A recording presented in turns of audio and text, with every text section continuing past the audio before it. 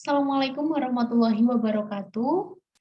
Halo teman-teman, nama saya Eva Putri Zahira, biasa dipanggil Eva, NIM 202034016. Pendidikan Bahasa dan Sastra Indonesia kelas A semester 3. Pada kesempatan kali ini, saya akan menjawab pertanyaan ujian tengah semester mata kuliah telaah kurikulum. Selanjutnya, soal nomor 1.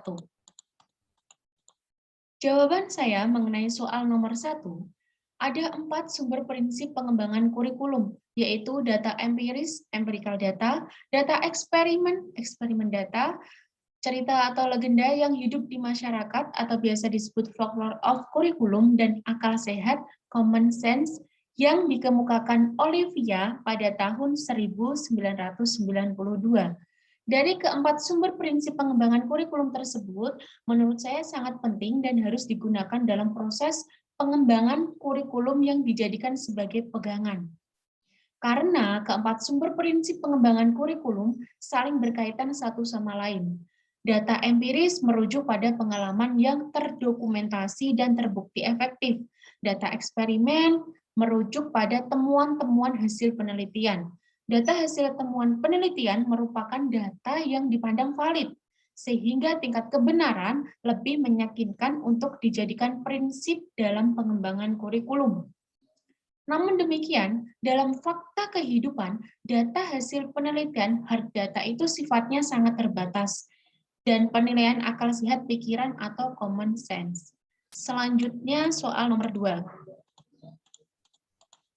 Jawaban saya mengenai soal nomor 2, pendekatan yang berpusat pada dosen, yaitu dosen menjadi subjek utama dalam proses pembelajaran. Sedangkan pendekatan yang berpusat pada mahasiswa, yaitu dosen memberikan ruang bagi mahasiswanya untuk berperan aktif dalam proses pembelajaran. Strategi dalam melaksanakan pendekatan serta metode belajar termasuk faktor-faktor yang dapat menentukan keberhasilan belajar mahasiswa. Menurut saya sendiri, di Indonesia sekarang ini menganut pendekatan yang berpusat pada mahasiswa atau biasa disebut student-centered approaches. Karena mahasiswa harus berperan aktif untuk mengeksplor pemikiran dalam proses pembelajaran. Contohnya, mahasiswa aktif dalam kegiatan berdiskusi mengenai suatu materi kuliah, di mana setiap mahasiswa harus aktif dalam berpendapat. Pada kurikulum 2016, dosen memberikan suatu pemahaman menyeluruh kepada mahasiswanya. Pada kurikulum 2013, mahasiswa aktif dalam berpendapat saat forum diskusi. Selanjutnya, soal nomor 3.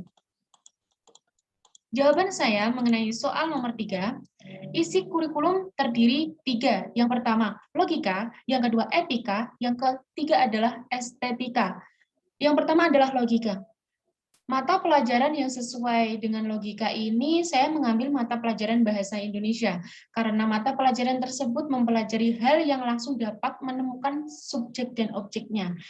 Kemudian yang kedua, etika. Mata pelajaran yang sesuai yaitu pendidikan kewarganegaraan dan pendidikan agama Islam.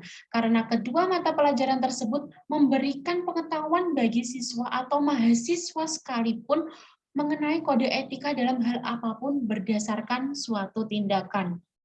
Kemudian estetika, mata pelajaran yang sesuai yaitu seni budaya, karena dalam mata pelajaran tersebut mempelajari tentang keindahan atau objek, bagaimana proses dalam pembuatannya. Selanjutnya, soal nomor 4. Jawaban saya mengenai soal nomor 4, evaluasi formatif yaitu evaluasi yang dilakukan ketika program masih berlangsung dalam proses pembelajaran untuk mengetahui sejauh mana rancangan tersebut dapat berjalan dengan baik dan benar. Sedangkan evaluasi sumatif yaitu evaluasi yang dilakukan ketika program dan rancangan sudah selesai dan berakhir. Hal ini dibedakan sesuai sasaran dalam proses evaluasi. Pada jenjang pendidikan sekolah menengah atas atau biasa disebut SMA, guru memberikan tugas kepada siswa untuk membuat puisi minimal 3 bait dengan tema keluarga. Dalam proses pembuatan puisi, guru mengevaluasi proses pembuatan puisi dari siswa mengenai bait-baitnya itu sesuai atau berkaitan dan kompleks antara tema dan isi puisi.